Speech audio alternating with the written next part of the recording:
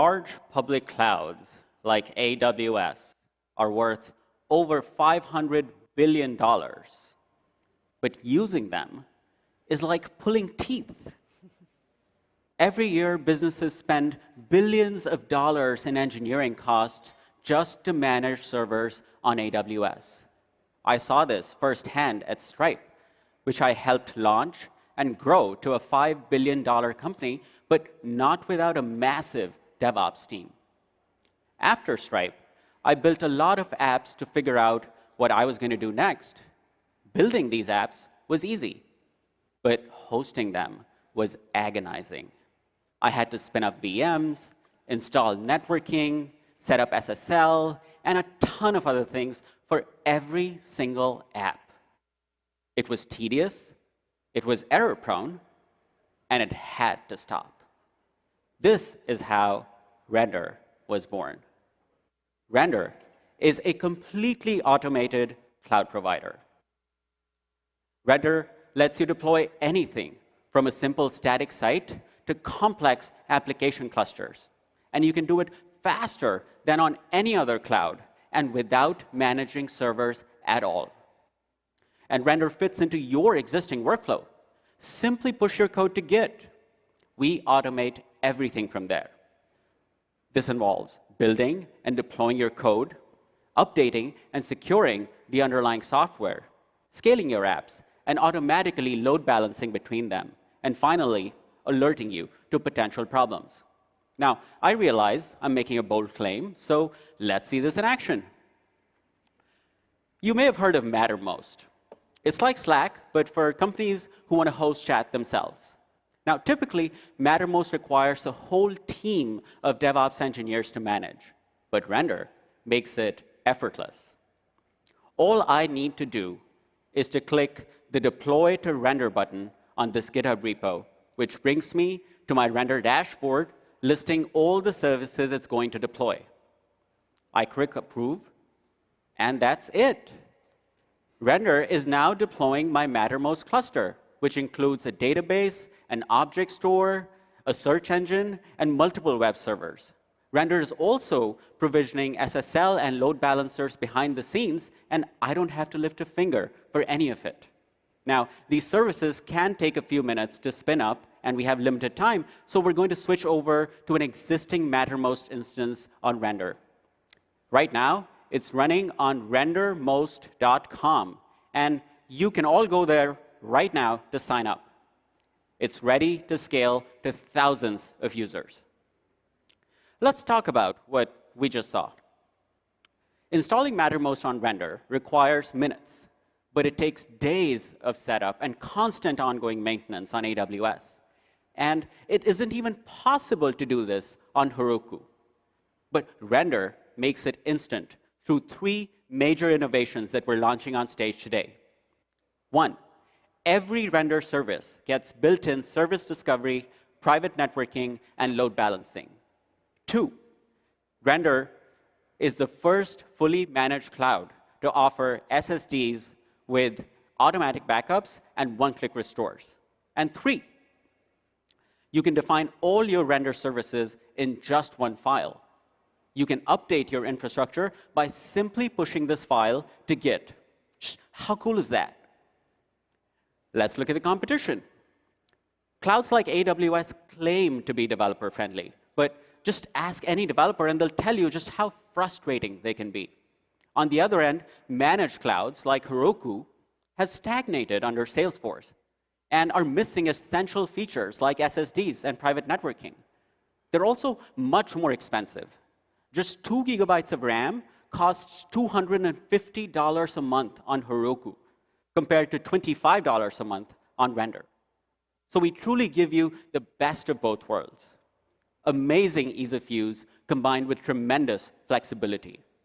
And we're doing it in a market that is massive and growing quickly. Right now, we're focused on the platform as a service market worth $20 billion. Longer term, we're targeting the entire cloud infrastructure as a service market worth $100 billion just 3 years from now. But let's talk real numbers. Render's revenue has grown by over 50% month over month for the last 6 months straight. And this growth has been entirely organic.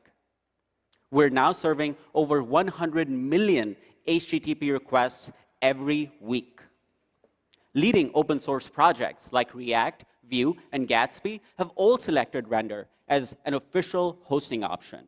And we're also one of just 4 official cloud partners for GitLab. We have thousands of amazing users, including a leading presidential campaign that's using Render for all of their infrastructure. So if you're a developer or founder who's frustrated with AWS or Heroku, and you're looking to save big on engineering costs, automate your cloud hosting today by signing up on render.com. Thank you. All right, judges. At what point in a company's development does the automation start to fall apart and customization start to become more needed? We have not found that point yet. And this is only possible now because of the advent of things like containers and Kubernetes. Because containers let you encapsulate not just your application, but all the dependencies along with your application. So back when Heroku was started in 2009, they didn't really have anything like this. And so Render's using the recent advances in technology just over the last 2 or 3 years to make things really easy for people who can containerize their apps. So this is a giant market with very deep-pocketed competitors. What's your market entry point? I mean, where are you going to...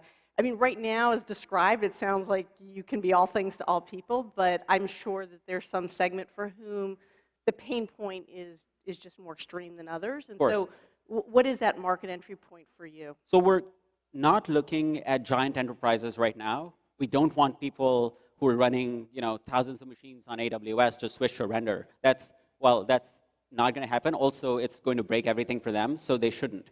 Our current market is developers and startups.